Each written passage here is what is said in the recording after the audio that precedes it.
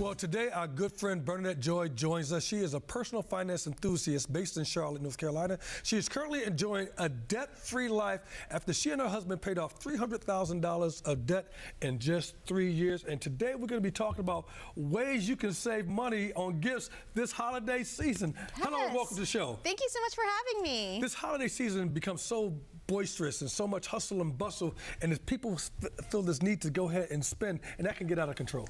It can get out of control during the holiday season, especially if you had a tough year. 2022 was another year that we couldn't predict, right? And so at the end of the year, you just want to let loose and have fun.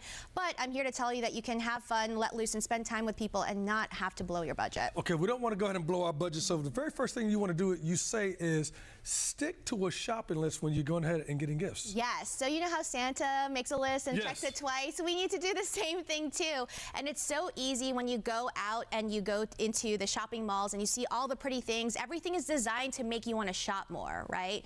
And so by having a list of the specific people that you want to buy things for and a particular amount that you want to spend for each of those folks, you don't have to decide, oh, I have to buy this person a microwave and this person an iPad or whatever. You can decide, okay, this is about how much money I want to spend on each of those people.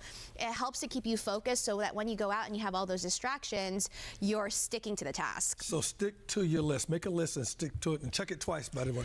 All right, that's what Santa does. The other thing you say is jewelry swap. I never heard of this. Yes. Swapping jewelry? So I started doing this with my friends. And you actually do this? Yes, I do this in my personal life. So I used to do clothing swaps back in the day, but not everyone's the same size. Women, we're all shapes and sizes. But jewelry is something that all of us can generally trade and swap. And so instead of doing a cookie swap, I started doing jewelry swaps, where each of us bring 5 pieces of jewelry that maybe we're not using anymore, but we still like. And so we bring it and then we trade with each other the jewelry. And now we all have new outfits. That is a great idea. Right there is a great idea. The next one you say is shop for the older model. I heard this before. Yes, yes. Why? Well, it's so easy for us to say, well, we need the latest iPhone, we need the latest, gadget, right? But really incrementally now, the newest models aren't always that much different from the previous models, but the cost is very so different, right? Between like the latest one and just the one that was released 6 months ago. So even for me recently, I shopped for a new phone and I got the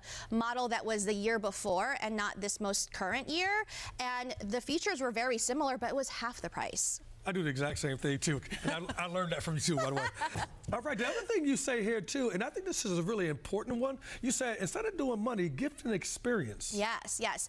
This year, my family and we personally decided to do something different. We said from the beginning, you know what, no gifts this year, like no physical gifts. Let's all just decide what we want to do as a family together this year. So my family is coming from South Carolina to go to the Concord Raceway, and we're going to go see the lights, and we're going to go see a show, and we're going to create memories this year instead of having more stuff to maintain, and all of us feel really good about it. So I really highly recommend all of the viewers to think about what are the things that you want to do with your family, and maybe it's not like an entertainment thing. It might be something as nice as helping them get something off of their to-do list, helping them declutter their closet, helping them get some stress out of their lives, and that's really what the holidays are about, right? I want to go on this last point here, talk about getting the stress out. But when the things that you mentioned about getting the shopping list or jewelry swap, that really does eliminate stress. Yes, yes. So there's been a lot of talk in the personal finance world for me as a female, where the holidays actually are a really stressful time, especially for women, because we are always expected to be the hosts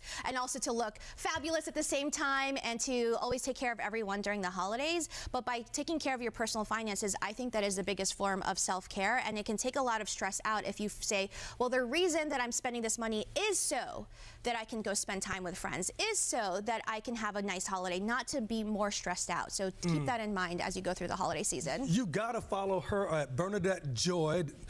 Bernadette, with the word debt in there, Joy. And also, Crush Your Money Goals is the website. You can check her out. You do some amazing stuff, and you're helping a lot of people. Thank you very much. Thank you for having me.